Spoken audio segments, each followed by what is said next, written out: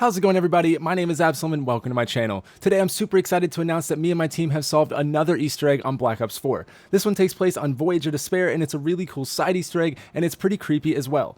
But before I get into this, I want to give a massive shout out to Skynit and Captain Disastered. Thank you guys so much, and if you haven't already subscribed to them, make sure you go check out their links in the description below. These guys are amazing people, and they helped out a lot on this one, and without them, this would not have been solved. Alright, so to start things off, you want to make your way to the lower grand staircase to the room just outside of the dining hall. And underneath this bench, you want to go prone, and you should notice a creepy little doll staring right back at you.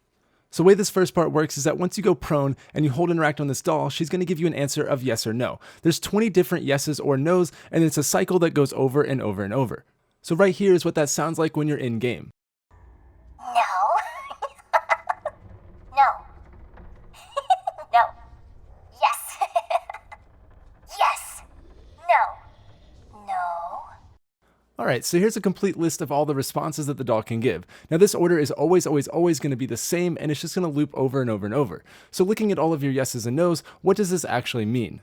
So these yeses and nos are actually a riddle that correlate to a cipher, and this cipher is hands down the coolest one that we've seen so far. Now I'm not going to bore you with too many details on how this works, but it is a cipher that relates to a base 2 binary type cipher. And so to simplify this, basically no is equal to 0 and yes is equal to 1. So when you write out all of your yeses and nos or zeros and ones, you should arrive with a line of binary code. Now this took a lot of trial and error, and I spent several hours trying to figure this out. But fortunately, I've done all the difficult work for you so you don't actually have to. So here's a look at what this binary code looks like when it's all deciphered. So for this cipher, it works in segments of 4. So as you can see, I've taken the code and I've broken it into sections of 4. So this is where things get a little bit complicated, and I'm not going to bore you all with this. However, if you are interested how I arrive with the final product, I am more than happy to answer any questions in the comments, or you can join my Discord server that is linked below. Okay, once you translate the binary code into the actual final product, you should arrive with these 5 numbers. Now, why are these 5 numbers important to zombies? Well, let's take a look at the first 3 numbers. This is 4, 14, 12, or better explained as April 14th, 1912. Now this date is super important to this map because this is the date that the Titanic actually collided with the iceberg and started to sink. Now already I find this cipher really interesting, however this goes even further. So the last 2 digits are 6 and 5, but it's actually translated to 65. So why is 65 important to Titanic? Well, 65 is actually the capacity of each lifeboat.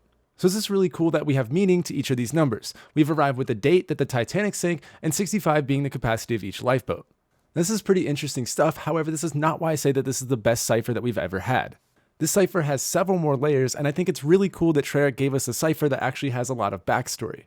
So starting with the next part, we actually recorded 20 yeses and nos if you remember in the beginning. So this number is actually important because the Titanic only had 20 lifeboats. And if you haven't guessed already, Treyarch only put 20 lifeboats onto Voyage of Despair. So yes, this cipher is multiple layered and has multiple meanings, however I've saved the best part for last, and that's the actual backstory behind the cipher. So what's with the doll? Why does the doll move? Why is its eye missing? What's with the lifeboats? And why is this thing so incredibly creepy?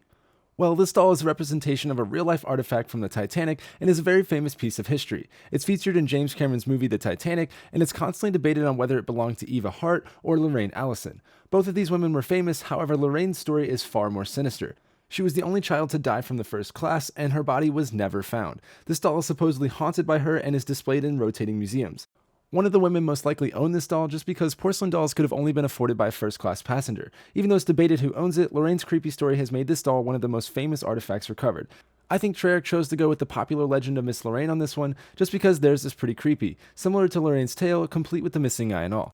Alright, so let's address the fact that this doll moves. Well, this doll only can move when you're not looking at it. So I think this is Treyarch's way of depicting the legends that surround this haunted doll. And I'll have to admit that I was pretty creeped out while solving this, so thumbs up to the developers at Treyarch for executing this, and for me personally, I think this is the best cipher there is because it's the only one that's ever invested this much into a backstory. I'm really interested to hear what you guys think, so let me know in the comments what you think of Miss Lorraine's doll. Okay, so that's everything I have on this new Easter egg, but if you think that there might be more, let me know and I'll be happy to look into anything. And for those of you who are going to be hunting around this, good luck when you're facing Miss Loraine. I also want to mention that I have another big video dropping very soon, so you should be on the lookout for this because it's going to help the zombies community out quite a bit. Again, a huge thank you to Skynit and Captain Disastered, and for all of you watching, I hope you guys enjoyed this new Easter egg and the backstory that goes along with it. Another reminder that if you're interested in any of the details on how I deciphered this, I am more than happy to answer any of your comments, or you can message me on my new Discord channel that I've linked below. Thank you guys so much for watching. My name is AbSOULeM, and I hope to see you in my next video.